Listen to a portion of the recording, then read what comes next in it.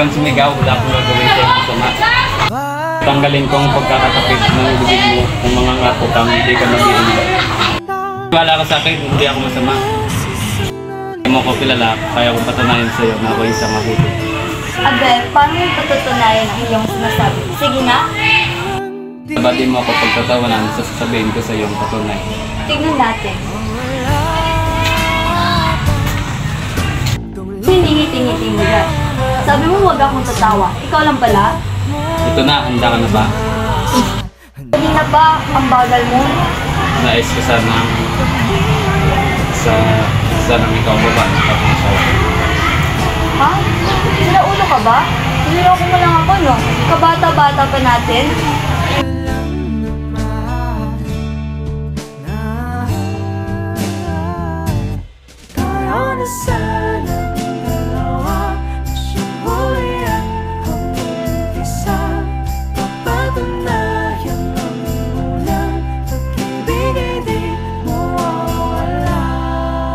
Gusto ako, anak ko kaya mo ba?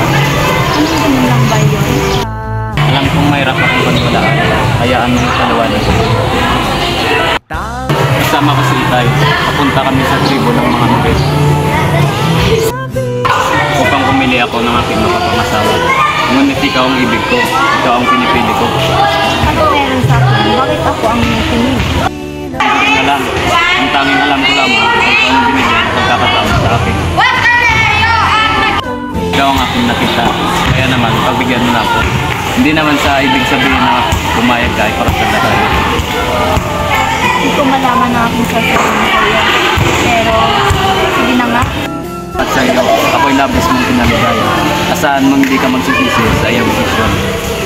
Paano na ngayon yan? Pero tuloy pa rin ang buhay natin. Pero darating ang panahon na tayo mamumuhay sa isang mundo. Huwag na araw ka ay ang ating magtitigan. Tagal pa yun. O babalikan ka pagkatapos ng 5 taon. Halika, punta natin siya.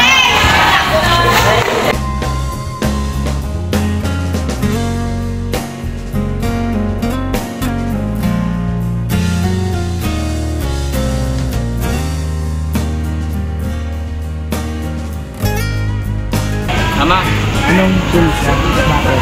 Magandang hapon po. Kamusta po kayo? Ginaba ko para sa sinulan sa hanggang ako para sa sinulan sa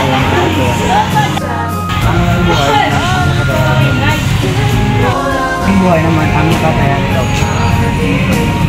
Okay lang ba kayo? Opo.